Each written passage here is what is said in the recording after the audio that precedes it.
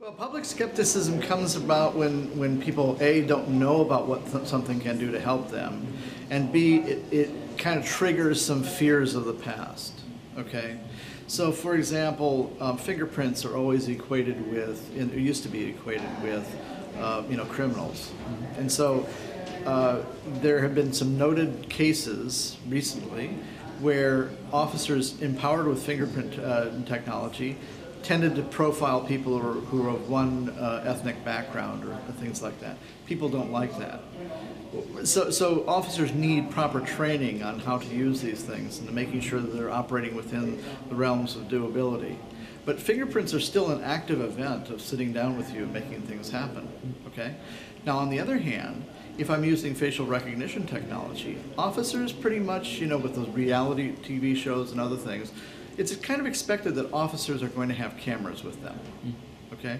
So if the camera is able to do facial recognition, that's not an active activity. That's a passive, ongoing activity.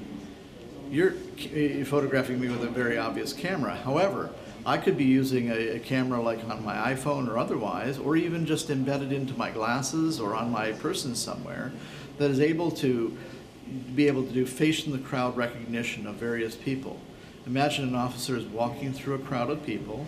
He's got a camera. It's linked to a network which has a watch list on it. It's looking for specific people, and the moment that it recognizes somebody that is of concern, it can either send information to my radio, or if I'm using something like a Google Glass or something where I can see things, it might alert me that that person over there is a threat. And hence, it's not obvious to the citizens that this is what's going on.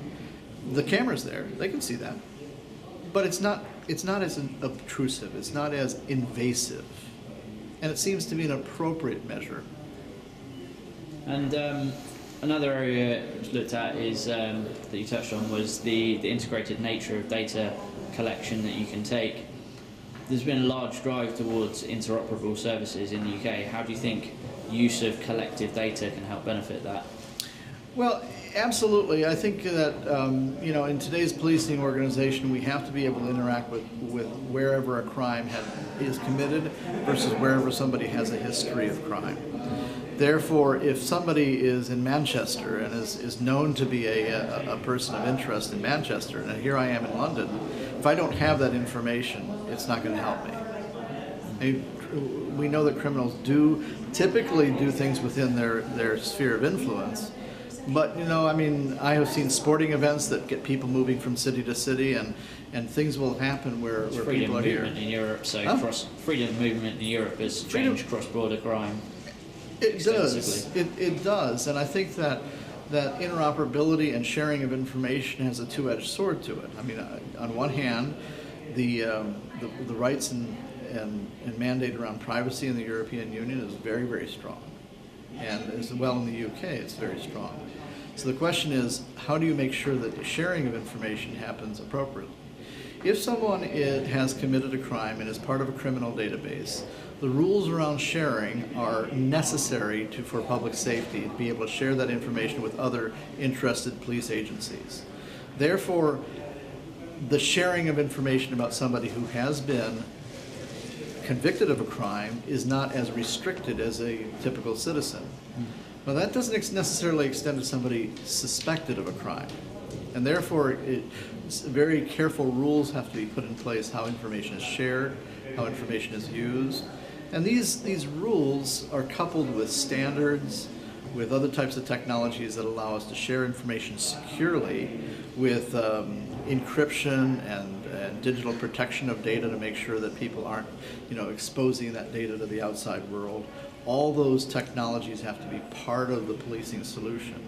And that's why we in Accenture have looked to an integrated approach to policing. The ability to, like for example, we do work in Scotland now and working with the Scottish police, and being able to help them integrate their solutions and be able to help them couple the information that they're receiving from other agencies into a comprehensive and correct view of the individual.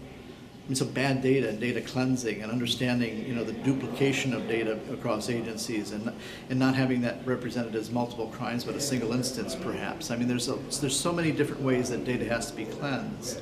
And this is why an integrated policing solution is so important, is because it pulls together those resources and helps share information appropriately, secure information, and present to the officer the best possible view of information at the time he or she needs it. So finally, what do you think is the single biggest challenge or source of acceptance for greater biometric technology use? Is it public perception or is it police adoption? Well, I think police have always recognized the need for biometrics, and so if the tools are easy to use and easy to deploy, I've not experienced a lot of police resistance to it. If you can give a police officer a tool that they can do their job more effectively, they're going to be happier with it. In terms of public perception, the ability of police to do their job effectively is a source of comfort for people. However, if police are out there doing something that is uncomfortable, for example, this in transitional phase, we've used fingerprint technology to capture people and to be able to identify them. That's a little bit invasive. So what we really need to do is merge to the next step. And we think that facial recognition and passive recognition is really going to be a game changer for how public perception and acceptability of biometrics becomes there for everyone. So I think that's the real transition that you're seeing.